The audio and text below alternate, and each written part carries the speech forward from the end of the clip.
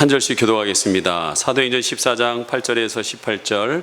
루스드라에 발을 쓰지 못하는 한 사람이 앉아 있는데 나면서 걷지 못하게 되어 걸어 본 적이 없는지라.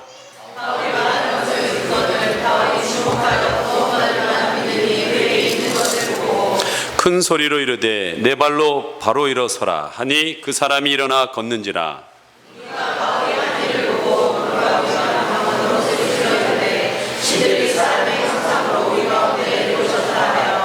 바나바는 제우스라 하고 바울은 그 중에 말하는 자이므로 헤르메스라 하더라.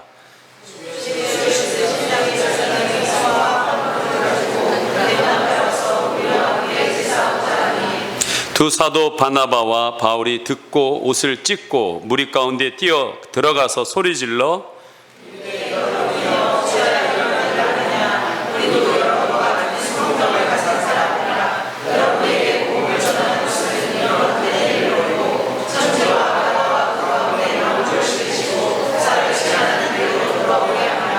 하나님이 지나간 세대에는 모든 민족으로 자기들의 길들을 가게 방림하셨으나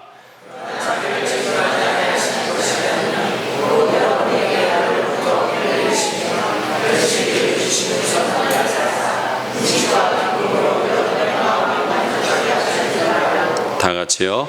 이렇게 말하여 겨우 무리를 말려 자기들에게 제사를 못하게 하니라. 아멘. 여러분의 마음의 어둠이 떠나가고 하나님의 은혜의 빛이 비춰주기 위해서 우리 다시 한번 빛이 있으라, 빛이 있으라, 빛을 발하라. 얼굴이 갑자기 바래졌어요. 환해졌어요. 특별히 너무나 빛이 저분에게 많이 임했나 봐요. 갑자기 기분이 막 터져 나오시나 봐. 좋은 일입니다. 여러분 웃으면 복이 옵니다. 제가 개척을 했는데요. 지하에서 개척을 했는데 제가 가장 신경 썼던 게 있습니다. 그게 뭐냐? 말씀이냐? 아니에요. 예배의 은혜로운 분위기를 만드느냐? 그게 아니에요. 제 얼굴이 개척이 안 되도록 가장 힘을 썼습니다. 얼굴이 보면은 개척 써 있으면 누가 그 교회를 가고 싶겠어요. 그래서 여유가 있고 기쁨이 있고 어려운 가운데서도 정말 저렇게 밝게 하시는 걸 보면 저 교회 뭔가 있나 보다 하고 오지 않겠어요? 여러분 얼굴이 개척이 되지 않기를 소망합니다. 오늘 보니까 밝아져서 굉장히 좋습니다. 여러분 오늘 말씀은 바울이 행선지는 여러분에게 말씀드렸던 것처럼 수리아 안디옥에서 성령께서 두 사람을 뽑았습니다. 그 사람이 바로 바나바와 바울입니다. 그리고 바나바의 고향인 구보로로 갔다가 더베로 갔다가 계속 그 위로 올라갑니다. 터키 지방 위로 올라가면서 이고니온이라는 데 가서 복음을 전하다가 회당에서 잘 전했는데 유대인들이 선동한 인하여 돌 맞아 죽을 것 같아서 피했습니다. 그게 어디냐? 루스드라는 곳으로 피했습니다. 근데 이 루스드라에서 바울은 두 가지의 극과 극의 일을 겪게 됩니다. 하나는 뭐냐면 지난주 말씀드렸던 것처럼 장애자인, 어렸을 때부터 태어날 때서부터 걷지 못했던 사람을 일으키는, 그래서 신으로 추앙받는 그런 경험을 합니다. 그리고 또 하나는 오늘 말씀에 나와 있지는 않지만 그 18절 다음에 19절에 보면 그들이 유대인들이 또 와서 선동함으로 인해서 돌마저 바울이 거의 죽었습니다. 사실은 죽었는데 하나님께서 이게 사명이 있어서 그런지 다시 생명을 줘서 일어나서 다시 루스드라로 들어가는 놀라운 일을 보게 됩니다. 여러분이 오늘 한때는 신으로 추경받고 하나는 돌로 맞아서 죽고 이 극과 극을 루스드라에서 겪게 됩니다. 먼저 걷지 못한 사람을 고친 사건에 대해서 간단히 설명을 드리겠습니다. 본문의 주인공은 걷지 못하는 사람입니다. 우리 8절 말씀 함께 보도록 하겠습니다. 시작. 루스드라에 발을 쓰지 못하는 한 사람이 앉아 있는데 나면서 걷지 못하게 되어 걸어본 적이 없는지라. 바나바와 바울이 만난 사람은 회당에서 만난 것 같지 않습니다. 길거리에서 만난 것 같아요. 왜 길거리에 다리를 못 쓰시는 이 안진뱅이가 앉아 있었을까요? 사람들이 많이 다니는 이 길에 왜 앉아 있었을까요? 이유는 단 하나입니다. 살기 위해서. 우리가 보통 얘기하는 국어를 하기 위해서. 그분은 거지가 아닙니다. 다리를 못 쓸 뿐입니다. 그러나 그가 할 수 있는 일은 아무도 없기 때문에 국어를 했던 것 뿐입니다. 그렇게 앉아 있는데 바울이 이 길거리에서 사람들을 향하여서 말씀을 전하고 있습니다. 근데 그가 오늘 보면, 여러분 사도행전에 보면 이 사도행전을 기록한 사람이 누가입니다. 누구라고요? 예, 누가입니다. 예, 누가가 이 사도행전을 적었어요. 근데 이 사람의 직업이 뭐냐? 의사입니다. 의사이기 때문에 이 사람의 상태를 정확하게 아는 거예요. 우리는 보통 앉아 있으면 그게 선천적인지 후천적인지 잘 모릅니다. 그런데 누가는 알고 있었던 것 같아요. 아, 이 사람은 선천적으로 날 때서부터 걷지를 못하는 사람이구나 하는 사실을 오늘 적어놓고 있습니다. 한마디로 의학적으로 이 사람을 일으킬 수 없습니다. 이런 사람에게 오늘 복음이 전해진 것입니다. 길거리에서 바울이 복음을 전한 거예요. 여러분, 이것은 하나님의 특별하신 사랑과 부르심이라는 거예요. 이 루스드라는 제우스와 헤르메스의 땅입니다. 제우스를 신전에서 섬기는 사람들이에요. 그들에게 예수 그리스도를 말씀을 들을 수 있다. 수리 안디옥 교회에서 바울과 바나바를 따로 성령이 세우지 않고 보내지 않았다면 그 터키의 그 중부 지방의 그 구석의 안진뱅에게 어떻게 복음이 전해질 수 있겠냐는 거예요. 여러분, 이것은 하나님의 특별한 사랑입니다. 이방 전도의 유일한 사도이며 최고의 열정가인 사도 바울에게 직접 말씀을 들을 수 있다. 이건 특별한 은혜입니다. 여러분이 이 자리에 나와서 오늘 말씀을 듣는 건 하나님의 특별한 사랑과 은혜입니다. 오늘 부흥에 오시는 목사님은 치유하는 교회의 김일식 목사님입니다. 원래 교회 이름은 화곡동 교회입니다. 이분이 미국에서 치유에 대한 공부를 마치고 여기에 부임을 하셨는데 장로님들이 얼마나 이 목사님을 괴롭혔는지 거의 죽을 것 같은, 그래서 기도원에 가서 차라리 죽여달라고 기도하는데 하나님께서 새롭게 은혜를 주셔서 교회가 그 상처들이 회복되고 치유되면서 지금은 한 5천 명 모이는 교회가 됐다고 그러더라고요. 네. 사실 이분을 우리 교회에서 모시기는 쉽지 않습니다.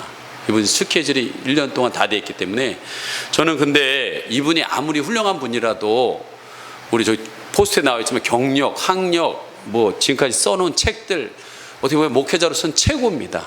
세계적으로 얘기한다면. 예. 근데 저는 경력 보고 우리 교회에 강사로 부르지 않습니다. 왜 이분을 초대하게 됐냐면 우리 전국에서 모인 셀교회 컨퍼런스 때 이분이 외부 강사로 오셨어요. 근데 말씀을 전하는데 이분이 목사인데 자기가 당한 상처와 아픔을 그대로 얘기하더라고요.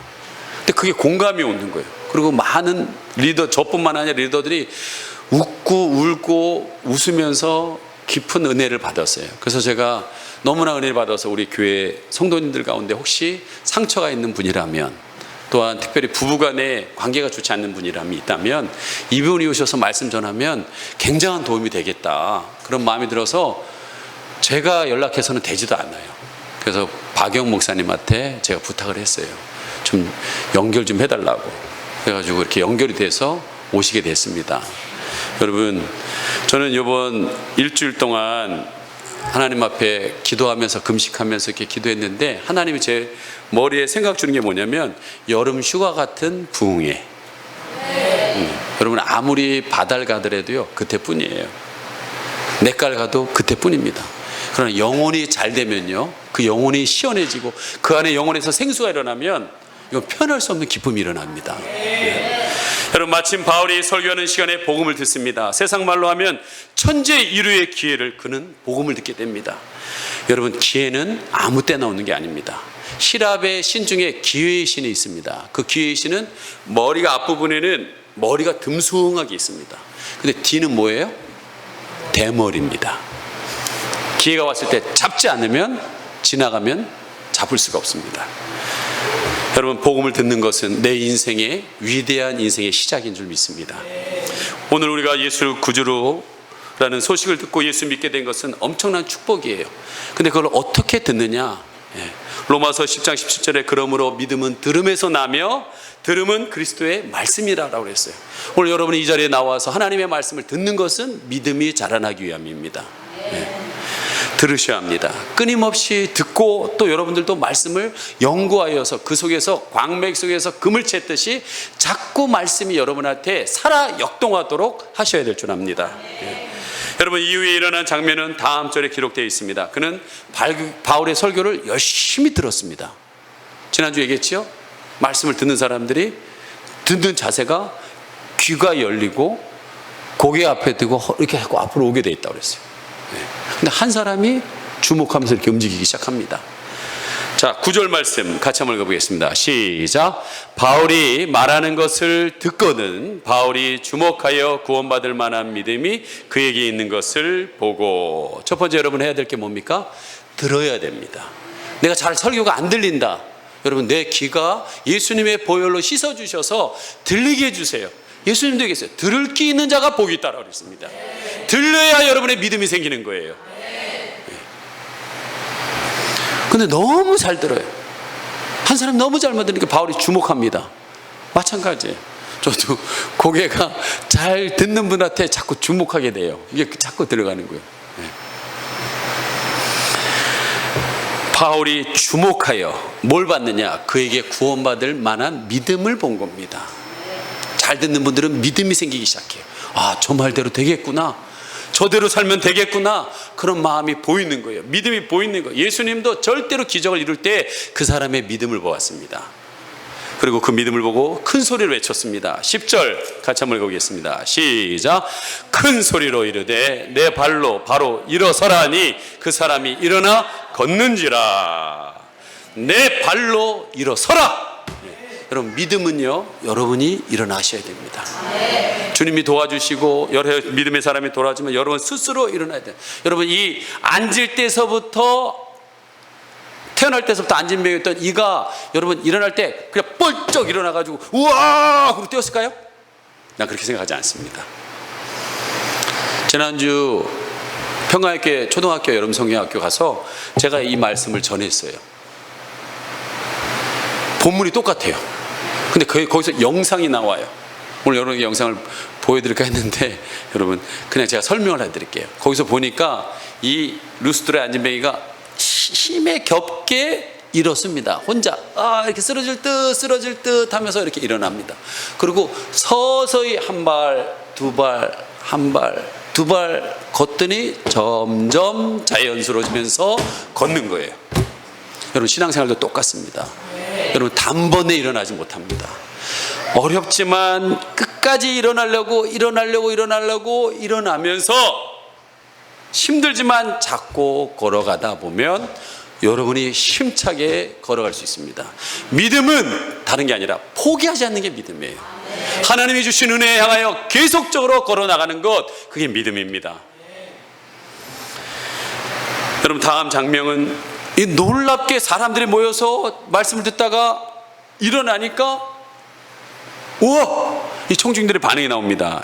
11절에서 13절 같이 한번 읽어보겠습니다. 시작. 무리가 바울이 한 일을 보고 루가오니아 방언으로 소리질러 이르되 신들이 사람의 형상으로 우리 가운데 내려오셨다 하여 바나바는 제우스라 하고 바울은 그 중에 말하는 자이므로 헤르메스라 하더라. 시외 제사장의 신당의 제사장이 소와 사환들을 가지고 대문 앞에 와서 함께 제사하고자 하니 그들은 바울과 바나바를 뭘로 여겼습니까? 신으로 여겼습니다. 신이 인간의 몸으로 두 분이 내려오셨다고 생각합니다. 여러분, 이 루스트라 지방에는 전설이 있습니다.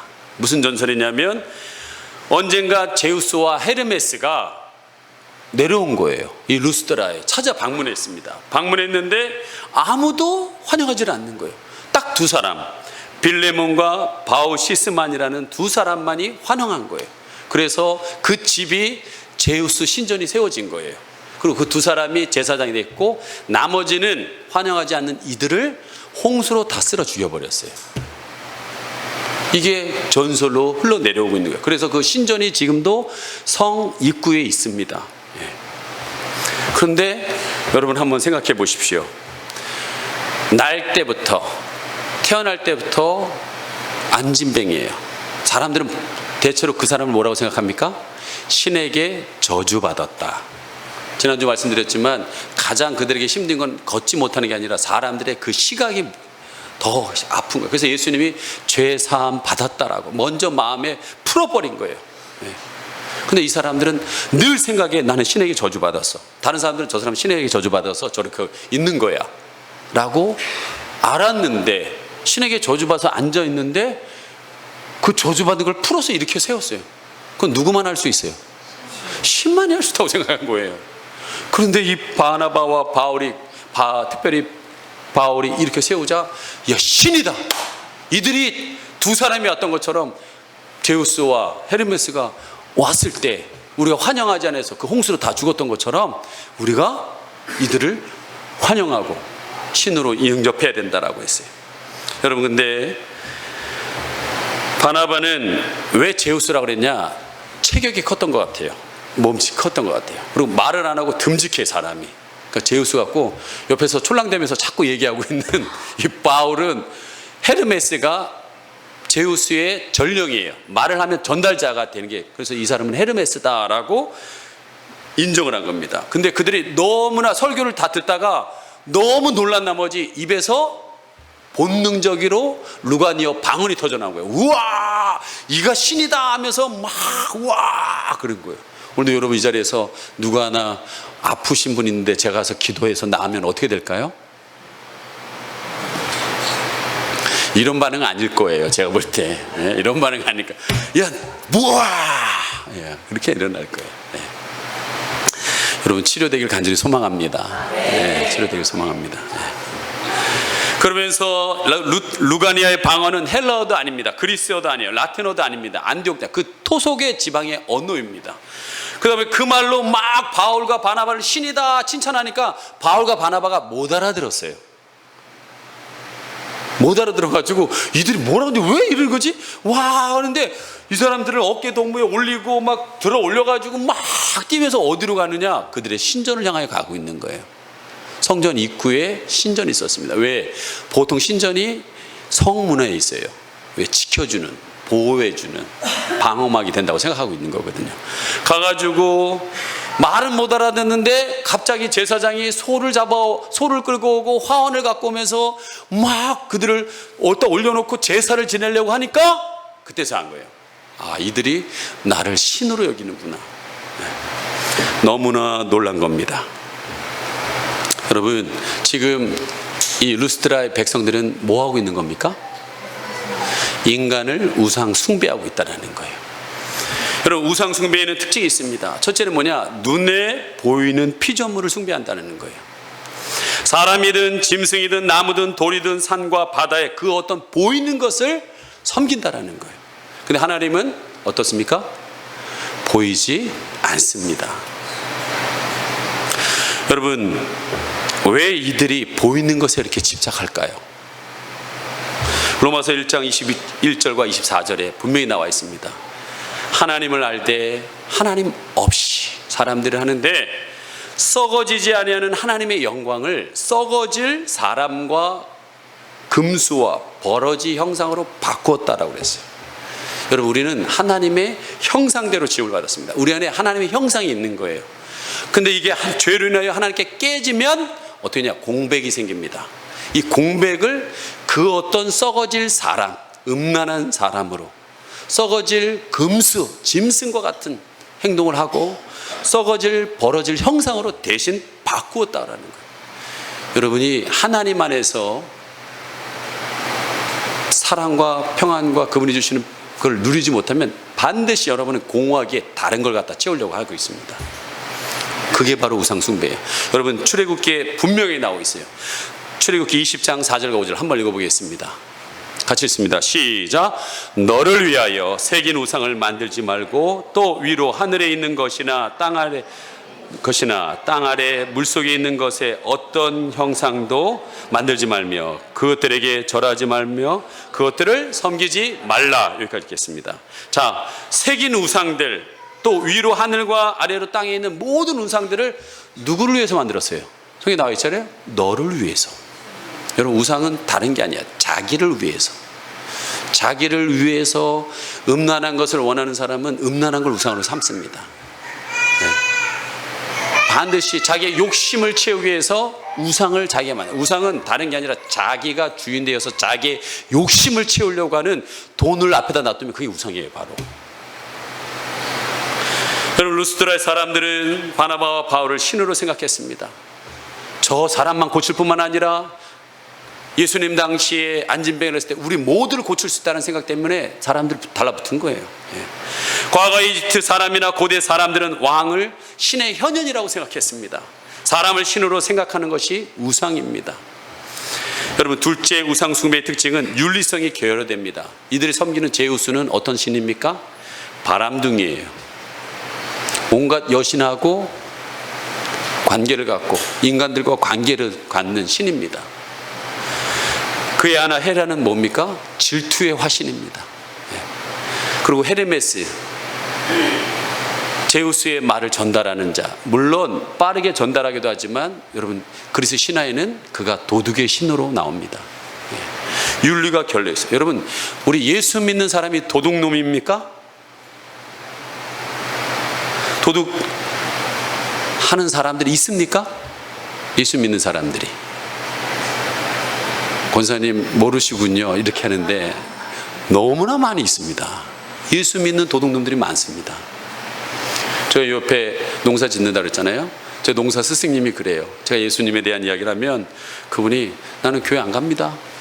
나는 보니까 우리 형도 장로고 그 다음에 내가 아는 사람들, 예수 믿는 사람이 더 사기꾼이 훨씬 많아요 라고 얘기하는 거예요. 제가 그 얘기를 어제 듣고서 뭐라고 했느냐, 왜 그 사람의 문제는 예수를 바로 믿지 못하기 때문에 그렇습니다. 예수님은 그런 분이 아닙니다. 그렇잖아요. 예수님이 도둑을 가르쳤어요? 도둑질 하라고? 여러분, 아마 이런 기도 한번 해보세요. 주여, 오늘도 들키지 않고 많은 것을 훔치게 하여 주시옵소서. 하나님이 어떻게 응답하실까요? 들키게 하셔서, 걸리게 하셔서, 경찰서 가서, 감옥 가서, 감옥에서 내 죄가 뭔지 깨닫고 회개하고 나와서 다시는 그 죄를 짓지 않도록 하시는 게 하나님의 은혜예요. 네. 여러분, 대부분의 미신이나 우상숭배 그렇습니다. 자기의 이기에 모든 초점이 맞춰 있다는 거예요. 이기적인 삶의 만족을 위해서 다 초점이 맞춰야 되는, 그것이 바로 우상이라는 거예요. 멀리 무슨 부처님 마음에, 그게 아니에요. 여러분 안에 있는 그것이 바로 우상이에요. 하나님이 아닌 자리에, 하나님이 있어야 될 자리에 다른 것을 갖다 놓은 것, 그게 바로 우상입니다. 여러분, 이런 신을 섬기는 사람에게는 바른 삶을 기대할 수가 없습니다. 세 번째로 우상 숭배하는 사람 특징은 표적을 따라 기적을 따라 왔다 갔다 합니다. 기적이 일어나면 이쪽으로 우왕 좌왕합니다. 그래서 하나님이 저를 통해서 기적이 안 일어나게 하나 봐요. 바른 길인지 그른지 생각하지 않습니다. 다수가 가면 그냥 다 따라갑니다. 누구한테 치료받았다 하면 다 글로 갑니다. 지푸라기도 잡는 심정으로. 여러분, 그것이 때로는 제가 목회를 해보니까요, 골드코스트에 호주에서 39살에 김진경 집사님, 제가 이제 그 나이를 넘어갔어요. 제가 그때가 32살 때 경험한 거예요, 부교육자로서. 근데 그분이 변명도 할 수 없이 시름시름 앓다가 돌아가셨어요. 근데 그 변명으로 인해서 그분은 예수님을 새롭게 만났고, 그분의 죽음으로 인하여서 골드코스트에 젊은 30, 40대밖에 없는 그들 가운데, 아, 나도 죽을 수 있구나라는 것을 사람들이 충격을 줬습니다. 왜냐하면 김진경 집사님이 수영 강사고 한인 팔씨름 대회 하면 1등하고 건강의 대명사였거든요. 근데 그 한 사람의 죽음으로 나도 죽을 수 있다. 그리고 나도 죽으면 누가 저렇게 은혜로운 장례식을 치러줄 수 있을까? 누가 저렇게 아파 있을 때 맨날 와가지고 교인들이 와서 눈물로 기도했어요. 우리 같이. 누가 나한테 그렇게 해줄 수 있을까? 그러면서 그 30대들이, 젊은 30대들이 교회를 향하여서 오기 시작했습니다. 여러분, 꼭 병이 치료받아야 될 것만이 아니라는 거예요. 그 병으로 인하여서 하나님께서 계획하신 일이 있다면 받아들여야 된다는 거예요. 너무나 많은 사람들은 기복적인 신앙을 갖습니다. 내게 복이 있어야지만, 모든 것이 잘 돼야지만, 물론 잘 됩니다. 하나님 안에서 잘 됩니다. 그러나 진짜 중요한 것은 하나님 뜻이 무엇인가예요. 그것을 안다면 내 자신을 꺾고 그 뜻에 따라서 걸어갈 수 있어야 된다는 거예요. 오늘 나는 이 바울이 19절에 돌 맞았어요. 우상으로 섬겼다가 나 아니야 그랬더니 유대인들이 와서 그래 저놈은 거짓 선동자야 그랬더니 돌 쳐서 밖에서 맞아서 죽었어요. 그러면 사람이 본능적으로 죽으면 어떻게 해요? 죽도록 맞았으면 어떻게 해야 돼요? 여러분 다시 그 자리에 가고 싶겠어요? 누군들 그 자리에 가고 싶겠습니까? 절대로 그런 사람 없습니다. 아유 죽을 뻔했네. 그리고 다른 데로 가지 거지 않아요. 근데 루스드라에서는 바울이 다시 일어나서 거기로 다시 들어갑니다. 여러분 하나님의 뜻이라면 가서 또 돌을 만나서 죽는 한 있더라도 또 가는 거예요. 그게 신앙입니다. 너무나 많은 것들을 복으로 기준을 해가지고 복 받으면 믿음이 좋은 양 착각해서는 안 됩니다. 여러분 분명히 성경에 나와 있어요. 좁은 길을 가라고, 자기를 부인하고 자기의 십자가를 지고 가라고 그랬습니다. 여러분 오늘 그런 모습을 보여주는 거예요. 여러분 이 루스드라 사람은 그게 아니었다는 거예요. 한때는 바나바와 바울을 신으로 엎드려 절하다가 유대인들이 선동하니까 돌 들어 칩니다. 극과 극이에요. 중심이 없어요. 삶의 표준이 없어요. 남이 움직이는 대로 왔다 갔다 하는 거예요. 여러분 바울과 바나바는 입장에서는 얼마나 난처하겠습니까? 자기들을 막 우상 숭배해서 신을 섬기니까, 멀쩡한 사람을 신으로 섬기니까, 그리고 바울이 그 수리아 안디옥서부터 왜 이 힘든 과정을 다 하고 있는 거예요? 복음을 전하려고, 하나님이 어떤 분이라는 걸 가르쳐주기 위해서 그 험난 길을 지금도 가고 있는데, 사람들이 황소 갖다 놓고 막 꽃 갖다 놓고 제사 지내려고 하니까 이제 깨닫는 거예요. 큰일 났구나 이거. 그래서 옷을 찢어버리면서 큰 소리로 이야기합니다. 14절 15절 같이 읽습니다. 시작. 두 사도 바나바와 바울이 듣고 옷을 찢고 무리 가운데 뛰어 들어가서 소리질러 이르되, 여러분이여 어찌하여 이런 일을 하느냐? 우리도 여러분과 같은 성정을 가진 사람이라. 여러분에게 복음을 전하는 것은 이런 헛된 일을 버리고 천지와 바다와 그 가운데 만물을 지으시고 살아계신 하나님께 돌아오게 함이라. 정확한 이야기입니다. 정확한 이야기. 여러분 안에 있는 그 어떤 우상을 버리고, 헛된 것을 버리고 천지를 지으신 하나님께로 돌아오라고 저도 오늘 복음을 전하는 겁니다. 여러분 오늘 바울은 얘기합니다. 나도 같은 성정을 가진 사람이다.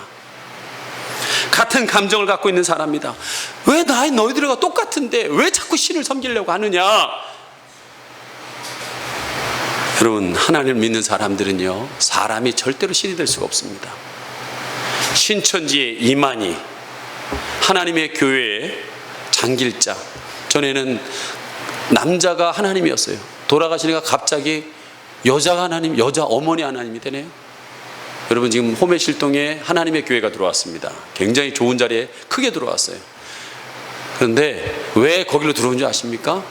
호메실동은 젊은 사람들이 많아요. 하나님의 교회 타켓은 젊은 엄마들입니다.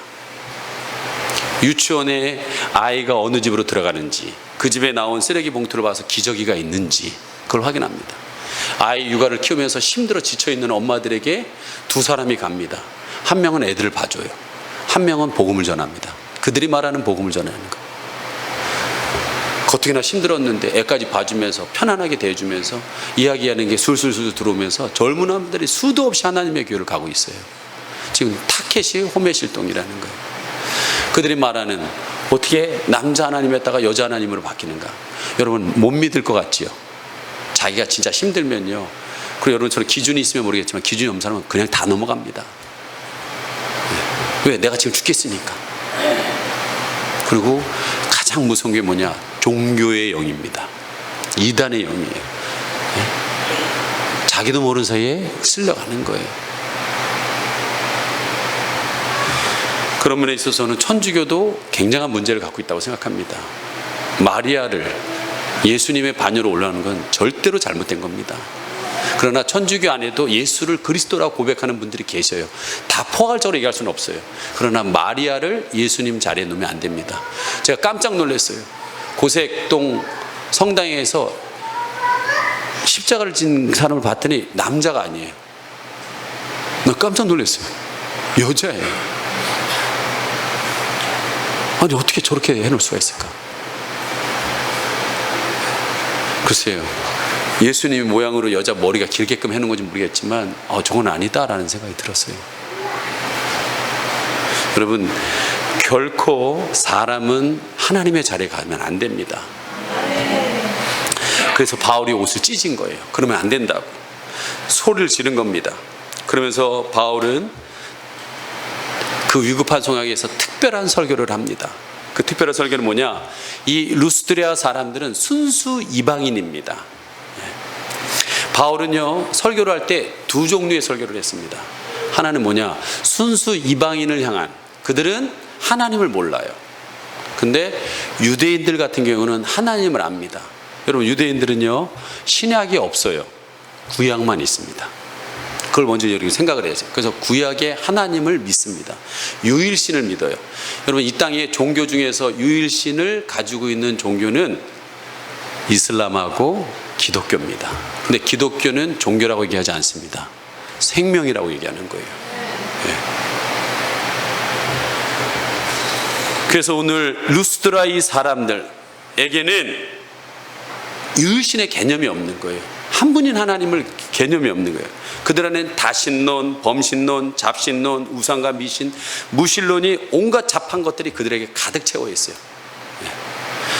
그리스 신화에도 제우스 신, 뭐 헤라 신, 헤르메 신, 다 신이 있어요. 일본에 가도 다 잡신이에요. 네.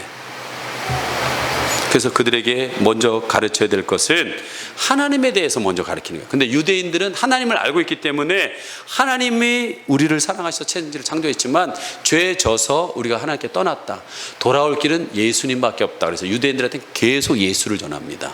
그 차이가 있어요. 그래서 여러분, 저도 교회 안에서 기존 신자와 새 신자에 대해서 전하는 것이 좀 달라야 된다고 생각합니다. 그래서 우리 기존 신자분들은 자기 신학이 정립이 안 됐다면 우리 교회에 지금 셀그룹 제자 양육이라는 책이 있습니다. 그건 너무나도 하나님이 누구고 예수님이 누구고 성령님이 누구고 그리고 나는 누구고 그에 대한 설명을 너무나 잘 해놓았어요. 그래서 여러분들 혹시 그런 신앙의 정립을 원한다면 우리 리더들에게 부탁하시면 1대1로 여러분들을 양육해 드릴 것입니다. 그러나 새 신자는 좀 달라요. 먼저 하나님으로부터 설명을 해야 되는데 오늘 다윗은 그들을 향하여 하나님부터 설명하고 있습니다. 어떻게 설명을 하느냐? 16절 같이 한번 읽어보겠습니다. 시작. 하나님이 지나간 세대에는 모든 민족으로 자기들의 길들을 가게 방림하셨으나. 자, 여기서 보면 지나간 세대가 나옵니다. 이 지나간 세대가 어떤 시대입니까? 어떤 시대냐면 복음 이전의 시대, 하나님을 알지 못하는 시대가 있습니다. 가끔 저에게 물어봅니다. 예수님을 듣지 못한 이수신 장군은 구원받았을까요? 놀라운 일한 세종대왕은 구원받았을까요? 뭐라고 여러분 대답하겠습니까? 복음을 안 들어봤는데. 근데 여기 나와 있잖아요. 자기들의 길을 갔다 그랬잖아요. 여기서 주관적인 판단 두 가지가 있습니다. 하나는 첫째, 양심입니다. 하나님의 형상에 가장 근접한 게 양심이에요. 양심. 그래서 이 양심에 따라서 하나님은 모르지만 나쁜 짓을 하면 안 되지. 그리고 좋은 일 하면 마음이 기쁘네. 네, 이것. 네. 근데 이 양심이 올바른 양심이라는 거죠. 성경에 뭐라고 나와 있습니까? 온전한 양심은 한 사람도 없다고 그랬어요. 네. 그리고 두 번째는 이성입니다. 자기가 가지고 있는 판단들이에요. 정의, 불의, 윤리적 판단, 도덕률, 종교적인 행위, 이성적인 판단. 오늘도 이 자리에 앉으면서도 설교하면 여러분의 이성이라는 것이 이것을 받아들일 것과 받아들이지 않는 것들을 다 착착착착 정리해버립니다. 네. 이성 역시 옳고 그름을 판단하고 사례 분별하는 주체가 됩니다. 그러나 이성에 한계가 있다는 거예요. 뭐를 못 넘어가냐? 영성으로 못 넘어가요. 영적인 세계를 모릅니다. 이성은. 예. 하나님과 영혼의 부분에 대해서는 전혀 인식을 하지 못합니다. 이성은 여러분이 세상에서 배우는 그런 기준 가지고 그걸 가지고 어떻게 영적인 것을 판단하냐는 거예요. 말도 안 되는 소리라는 거죠. 이성 역시 이 세상에 있다 보니 타락한 본성이 되어버렸습니다. 여러분 뭘로 알 수 있습니까? 사사시대에 자기의 소견에 옳은 대로, 그 소견이 바로 이성입니다. 그 사사기에 그들의 소견에 옳은 대로 산 결과가 뭐냐는 거예요. 다 옆에 있는 나라한테 고통과 멸망이었다는 거죠. 여러분 이것을 종합적으로 얘기한다면 요즘 시대가 바로 다원주의 시대라는 거예요. 절대가 없습니다. 다 상대입니다. 절대자가 없고 절대 윤리가 없고 절대 법칙이 없고 모든 것은 유동적이고 상대적이라는 거예요. 그 쉽게 설명해 드린다면, 제가 지난주 권선동에 아파트에 신방을 갔습니다. 근데 우리 함창호 전사님이 그러더라고요. 목사님, 제가 여기서 에어컨을 많이 설치하고 있습니다. 그러세요? 주차장 가면 있다는 거예요. 근데 갔더니 차가 꽉 차 있어요. 근데 어떤 중년의 남성, 여성이 나와가지고 그 차에 띠릭 눌러놓고 안 가고 계속 사랑 표현을 하는 거예요.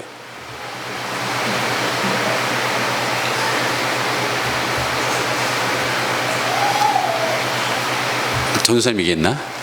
저 사람들 분명히 부부 아니라는 거예요. 우리 중년의 남성, 여성은요 절대로 그렇게 표현하지 않습니다. 우리 결혼한 사람들은 그렇게 중년에 가서 이렇게 막 사랑 표현하고 만지다듬고 막 다정한 얘기하고 그렇게 안 해요. 예. 분명히 얘기해요. 저거 이혼 남녀라는 거예요.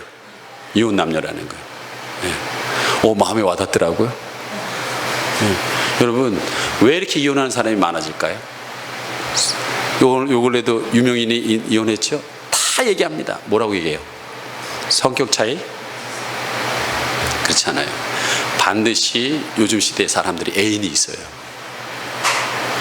다른데 마음이 뺏겨 있어요. 왜 그럴까요? 절대가 없어요. 나는 이 한 사람 아니에요. 이 사람 말고도 많아요. 그게 바로 상대주의라는 거예요. 왜 내가 꼭 이 사람에게? 억울하죠? 이 한 사람에 왜 있다는 게. 예? 그렇게 생각한다니까요. 근데 하나님은 분명히 이 모든 것들을 질서에 따라 세웠다라는 거예요. 그 질서를 역류하는 게 지금 동성애지요. 그렇게 잘못된 양심과 이성에 흘러가도록 가는데 하나님이 방임하셨다는 거예요. 묵인했다라는 거예요. 내버려뒀다는 거예요. 근데 무조건 놔뒀느냐 그러냐 아니라 하나님께서 하나님을 알 수 있는 방법을 또한 가르쳐줬다는 거예요. 그게 뭡니까? 17절 같이 읽습니다. 시작. 그러나 자기를 증언하지 아니하는 것이 아니니 곧 여러분에게 하늘로부터 비를 내리시며 결실기를 주시는 선한 일을 하사 음식과 기쁨으로 여러분의 마음에 만족하게 하셨느니라 하고, 하나님을 지금 설명하고 있는 거예요. 이들은 하나님에 대한 지식이 없기 때문에. 그래서 하나님 설명하면서 뭐냐냐, 여러분 가만히 저도 작물을 키워보지만 신기하잖아요. 어떻게 때에 딱 정확하게 비가 내려요.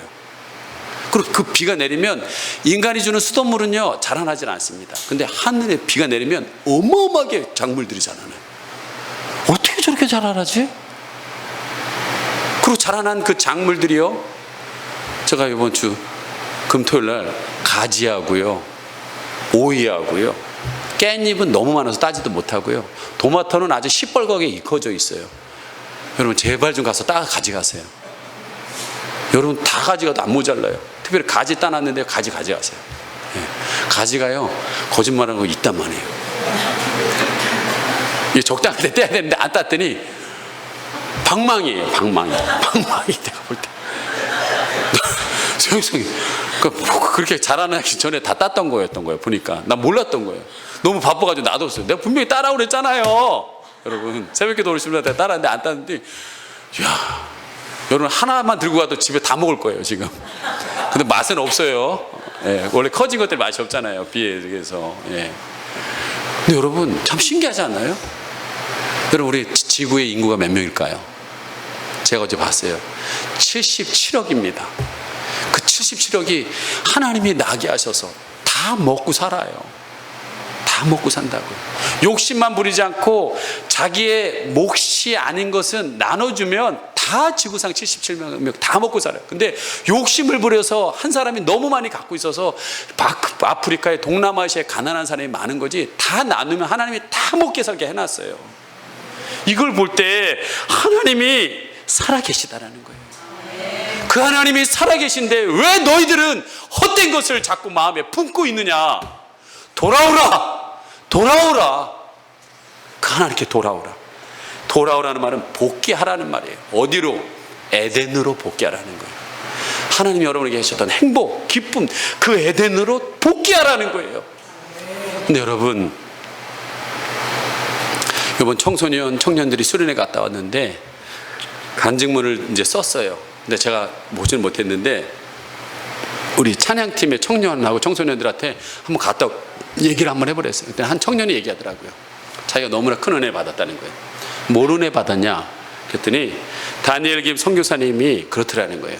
부자와 나사로 천국에 대한 이야기를 하는데, 지금 우리가 이 살 때에 여러분의 마음에 천국이면 그대로 살아가다 천국 간다는 거예요. 천국은 어떤 곳이냐? 하나님이 있는 곳이라는 거예요. 지옥은 지금 여러분의 마음에 궁핍하고 짜증나고 불평이 일어나고 삶에 기쁨이 없고 내가 왜 살아야 되는지 이유도 모르겠고, 이 마음이 지옥인 사람은 지옥으로 간다는 거예요. 왜? 그곳에는 하나님이 없는 곳이 지옥이라는 거예요. 여러분, 마찬가지입니다. 지금 여러분의 마음에 하나님이 없으면 그게 바로 지옥이에요. 하나님은 한 사람도 다 지옥 가기를 원하지 않습니다. 다 하나님 나라 천국으로 가기를 원해요. 그 길을 예수님을 통해서 길을 여셨다는 거예요. 우리는 우리의 이 마음을 다스리지 못합니다. 예수님이 아까 얘기했던 하나님의 형상이 회복되어야 되는데 그 유일한 길은 다른 것으로 채우는 것이 아니라 예수 그리스도로 채워야 하나님의 형상이 회복된다는 거예요. 여러분, 길은 없습니다. 예수님이 길이요 진리요 생명입니다. 이 시간에 여러분, 예수님을 나의 구주로 다시 한번, 전에 영접했지만 또 내가 주인 되어 살아가거든요. 저는 이 영접 기도가 천국을 인도한다고 보지는 않아요. 그거 한 번 했다고 천국 가는 거 생각하지 않아요. 그러나 여러분의 고백이 중요한 거예요. 진심으로 지금 이 시간에 예수님이 나의 주인 되어 주시옵소서. 그런 마음으로 한번 눈을 감아 주시기 바랍니다. 그리고 한마디씩 저를 따라해 주시기 바랍니다. 주님, 지금 제 마음의 문을 엽니다. 저의 마음이 지옥이었습니다. 제가 주인이었습니다. 내 마음과 뜻대로 살아왔습니다. 당장의 기쁨이 기쁨인 줄 알았습니다. 그러나 그 뒤에 찾아오는 허무함이 있었습니다. 내가 감당해야 될 미래가 부담스러웠습니다. 저는 힘이 듭니다. 이제는 내 인생의 주인의 자리에서 예수님을 나의 주인으로 모시고자 합니다. 오셔서 내 주인이 되어 주십시오. 내 삶을 주관하여 주시옵소서. 내 인생을 질서 있게 하여 주시옵소서. 오직 예수님만 따라가기를 원합니다. 나를 인도하여 주시옵소서. 감사드리며 예수님의 이름으로 기도합니다. 아멘. 여러분, 다시 한번 말씀드리지만 영적 기도가 천국으로 인도하는 거 아니라 여러분의 고백이, 어린아이 같은 그 고백이 결단코 어린아이 같지 않으면 천국에 갈 수 없다고 그랬어요. 어린이의 특징은 엄마가 없으면 불안해합니다. 엄마를 찾습니다. 결단코 어린아이 같지 않으면. 하나님 없으면 난 살 수 없습니다. 오늘 그 마음에서 하나님 사랑합니다, 사모합니다. 그 마음에 하나님께서 여러분들을 날마다 에덴의 기쁨으로 인도하실 줄 믿습니다. 여러분, 그 일이 이루어지기 위해서 바울이 그 어려운 기회에도 하나님의 그 사랑에 매여서 그 길을 갔던 것처럼, 돌을 맞으느라 했어도 소명에 따라서 다시 루스드라로 들어갔던 것처럼, 여러분 이 찬양을 부르시면서 다시 한번 결단하기를 소망합니다.